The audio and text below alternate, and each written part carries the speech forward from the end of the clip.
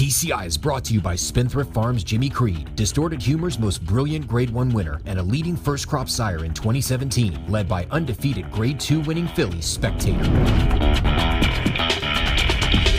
Welcome back to TCI, your inside track to the Breeders' Cup. Alongside Joel Cunningham, I'm John Siegel. Well, Joel, we have a lot of races to talk about from this weekend. We're going to be seeing a lot of 2-year-olds in action, but we got to recap last weekend's races. And of course, let's start off with the Personal Ensign. You know, going into this race, we were a little concerned about Songbird, just her form. She didn't seem like that same power mare that we had seen in the past. And we thought that, you know, we'll see what happens here in the Personal Ensign. Maybe she's going to come out with a breakthrough performance. You know, when I saw her at the top of the stretch, I thought, here she goes. She's going to kick away from this crowd.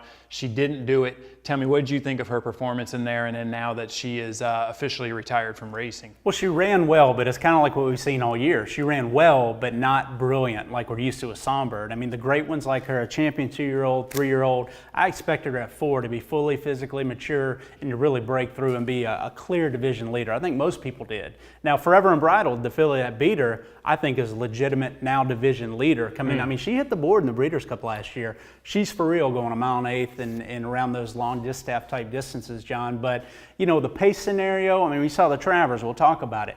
Speed held on well there in the 2-turn race. Songbird, short field, no real contentious pace, super manageable. You expected her to kick on. The old Songbird, I think, would have won that race pretty easily. Clearly, she just has not quite been herself, and now they say, you know, bone bruising.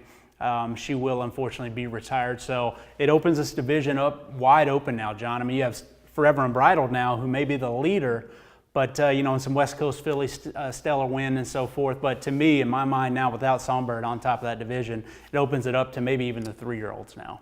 Well, she'll go on to have a very good career, and it's going to be, you know, good for her to be a broodmare. The good news is she's still one of the greatest of all time. We got to watch her run. Let's talk now about the Allen Jerkins real quick. You know, it's one of those races that we went into. There was really 2 horses that we were kind of watching in there. Yeah. Recap that race for me. Tell me what you think of the performances. You know, I thought Practical Joke ran exactly like I thought, provided that he got a good trip, and there was just enough speed to stretch the field out. And this horse is tactical and classy enough to put himself in that position, stay out of trouble from the inside, break through, and he won rather easily, John. I mean, we talked about it last week. I still believe in my heart of hearts that this is potentially one of the most talented 3-year-olds of this crop. He's just unfortunately a miler, so we haven't seen in all these, you know, Derby races and things like that, him, you know, show that same kick going around 2 turns that he does around 1. But nevertheless, a great horse, and be interested to see going forward, you know, what's he going to be? I mean, could he win the Cigar Mile? Yes, he'd probably be your favorite to do that.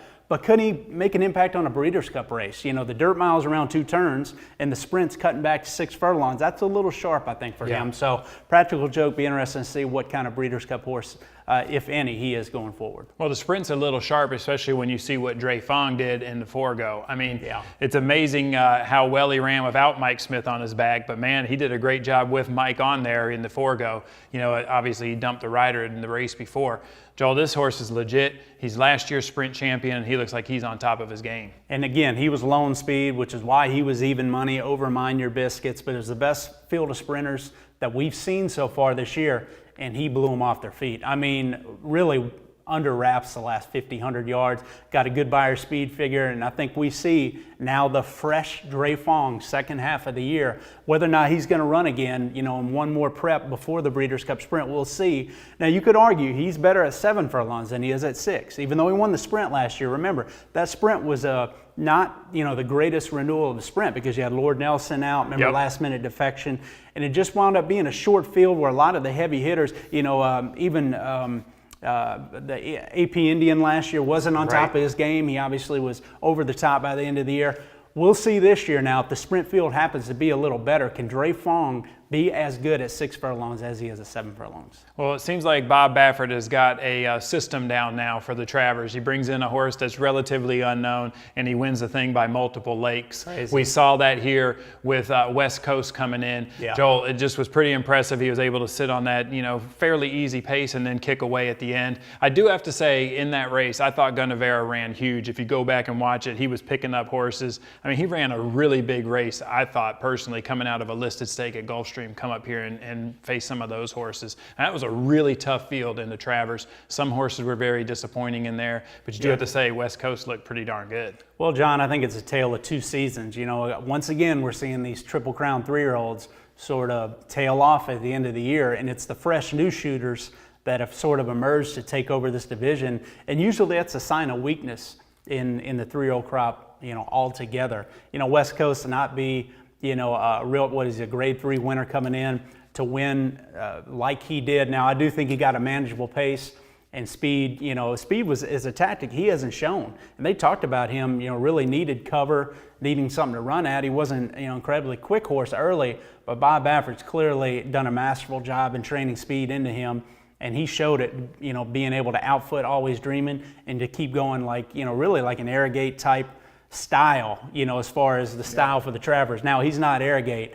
This crop, you know, hasn't proven to be that great. And Gunnevera, you mentioned him, John. I still think, you know, I hope he gets a grade 1 win because he deserves it. I mean, a 1.25 miles, he might be the best 3-year-old, he and Classic Empire, at that classic distance. Now, unfortunately, he was over the top by the time Triple Crown came around, and we all know about that. But now that he's got a freshening, I mean, he was weaving in from the 2 path to the 5 path, all over the place. Really didn't have a lot of speed to close into, had to go wide on the turn, and still was second in here. And IRAP, too. I mean, he was hung out wide in the first turn. Yeah. It's worth mentioning, he had a pretty wide trip, too, and still was pretty game to be third in here. So I think those 3 colts going forward are ones that you'd be excited about. And then there's certainly some disappointing performances like Tappert.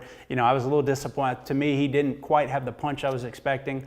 And then obviously we know about Always Dreaming, Cloud Computing, no factors. Yeah, that division is so wide open. I mean, we'll have to talk here towards the end of the year, but that 3-year-old division is wide open. There's nobody that you would say, hey, that's your 3-year-old champion. It is definitely wide open going into the Breeders' Cup. We'll have to see what happens with that. And I think Always Dreaming is the only multiple grade 1 winner, right? Winning the Florida Derby and the Kentucky Derby. So, you know, is he still, you know, in the front runner for the Eclipse Award?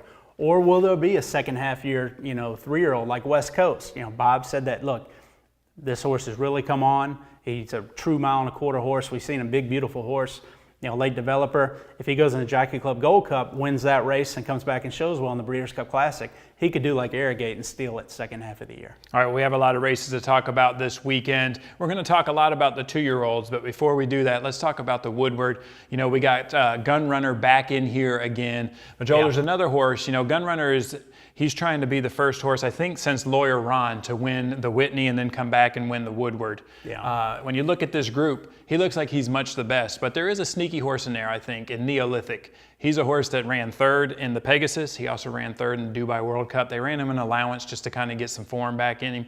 Now they're putting him back in here. Tell me, what do you think? Is Gunrunner going to run away with this again, or does he got some competition? I think it's a very interesting tactical race with the 2 Todd Pletcher horses and Gunrunner, who is, you know, Gunrunner, I've been a little critical of him in terms of, you know, he has such a big reputation, but he's never beat a good field. He's going to take pressure in this race, probably the most pressure he's ever had in a race that people expected him to win. And that pressure is going to come from Rally Cry, who drew right on his outside. I think a horse that Todd Pletcher Barnes felt like has been extremely talented all along. He's just had physical setbacks here and there, but you look at that 110 buyer in the Alydar Stakes, that prep race at Saratoga. He's coming in this race the right way. Johnny V thinks he has the better chance. He chose to ride Rally Cry in here, who's got a lot of speed to go with Gunrunner early.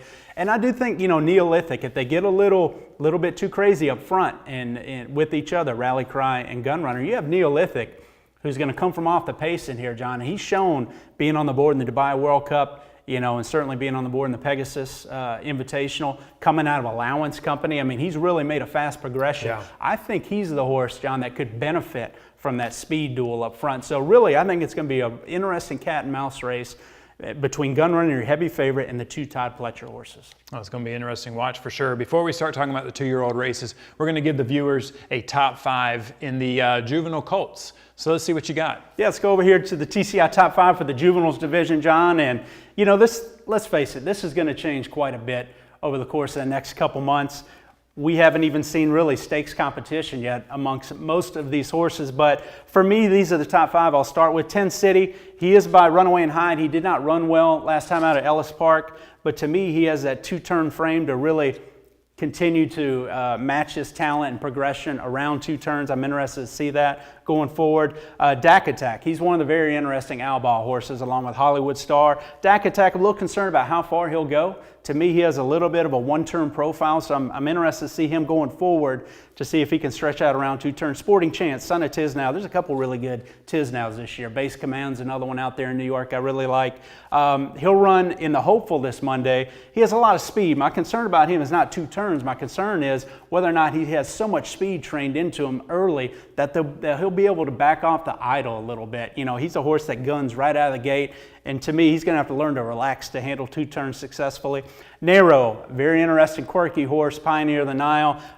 Reportedly Bob Baffert's best 2-year-old, but he is a complete head case from what I understand. I mean, he turned from home the other day in a maiden race and looked like he was going to win by length this stretch and was nailed on the wire. A lot of people saw that race and blew up on Twitter about it. I still think the talent is there if they can figure him out, and he wants 2 turns. Bob has a couple months to get him figured out. And to me, John, the clear-cut #1 colt, when I'm projecting a 1.16 on the dirt around 2 turns in November, is Bolt d'Oro. Not only is it his home track, but if you look at this colt, I mean, I watched him work 58 and change a week or 2 ago on XBTV out there.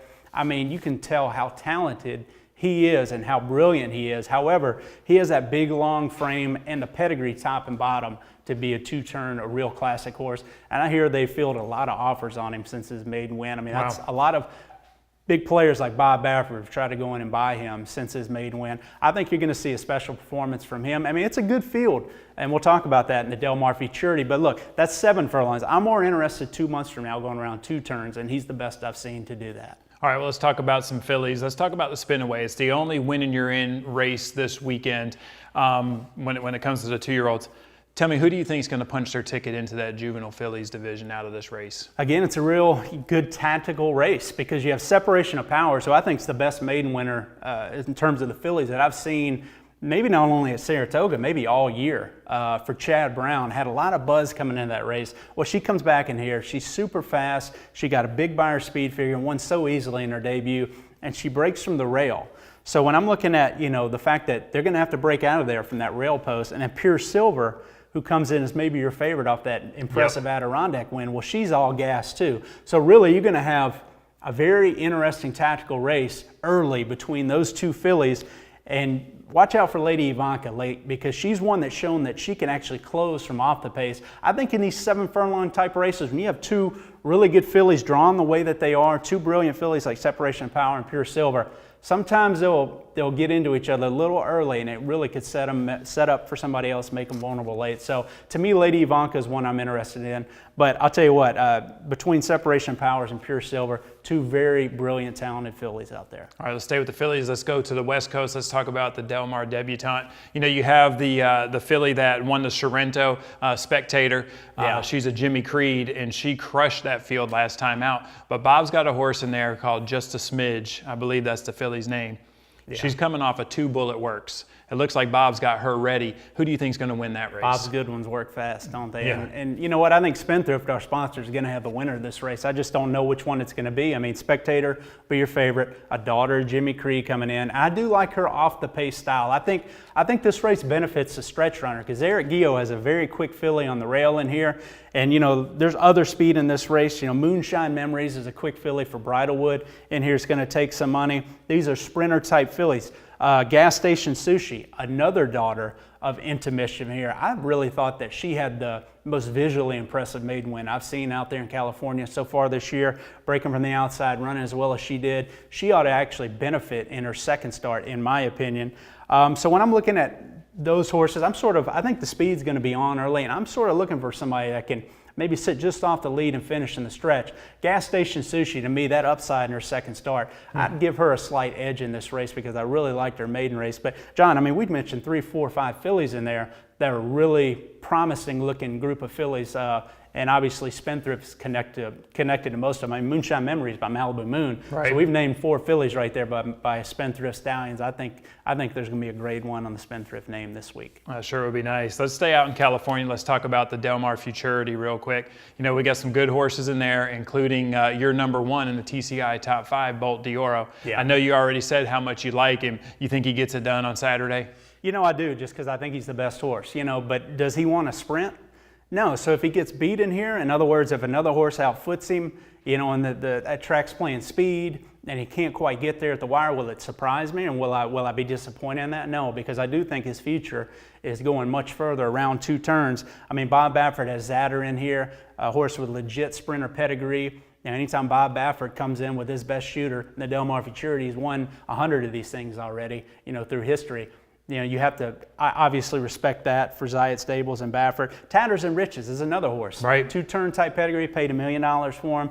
I don't think he's as good as Bolt d'Oro is, but he's interesting in here. Runaway, horse with pure speed. Runaway and Hyde obviously comes in with a perfect record, greatest stakes winner last time out there on the West Coast. He'll take a lot of money in here off of that. But I think, actually he and Zatter may accompany each other early, and I'm hoping it'll set it up for maybe Bolt d'Oro. And then Gurchita is another one. It's a Louisiana bred that has a lot of speed as well, and I think he's very talented, but he's a sprinter most likely as well. So I do think there's a lot of early speed in here, and I'm hoping that maybe the horses that actually rise to the top in this race and move forward towards the Breeders' Cup, the real 2-turn colts, Tatters and Riches and Bolt d'Oro, are the ones that emerge from here. I think I said that it would happen on Saturday. I believe that race is on Sunday because we have a long weekend of racing, including another Grade 1 on Monday, and that's at Saratoga. It's closing day. It's the Hopeful Stakes. Joel, there's some good horses in here as well. It's great to have that long weekend of racing and seeing all this new rising stars coming to the top. Who do you think gets it done in the Hopeful Stakes? I think you first look to Todd Pletcher and say, who's his best, right? That's where this race usually starts, and his best is Mojo-Vation. Coming in arguably one of the most talented maiden winners, one of the best looking maiden winners we've seen at Saratoga this meet. And he looks like that competitive edge, that early season 2-year-old, that 1-turn type brilliant horse that I will question whether or not he can be a Breeders' Cup horse. To me, I don't see a horse that's going to be a 2-turn type horse when the rest of his generation catches up with him in particular. But right now, in this race, I think Mojo-Vation's a horse to beat. I do like Sporting Chance quite a bit. For the coach, Wayne Lucas. To me, he's a beautiful horse. He's a Tiznout. The mechanics, the physical, the pure speed. I see a lot of things I like here. The problem with him is, and I think he'll be on the lead in here because he is that fast out of the gate, John. This horse really has an engine on him. I think eventually down the road, I could see him putting in a strong mandate performance here and just running the horses off the feet in here and really being impressive. I'm a little concerned down the road, though, whether or not they can get him to back off the gas early on in races and relax a little bit, because he'll need to do that going around 2 turns. Copper Bullet, obviously your Saratoga Special winner coming back in for Asmussen. To me, I don't really like him as much as I like Sporting Chance and Mojo-Vation. And then maybe you'll see another Pletcher horse like National Flag. They haven't drawn the race yet. National Flag's a pretty nice colt by Spitestown. But I think this race goes through Sporting Chance on the lead, Mojo-Vation stalking him, and it's going to be between those two in the stretch. All right, thank you, Joel, and thank you guys for watching. Make sure you come back next week. Have a nice long weekend. We'll see if there's any rising 2-year-olds that could be potential stars in the future.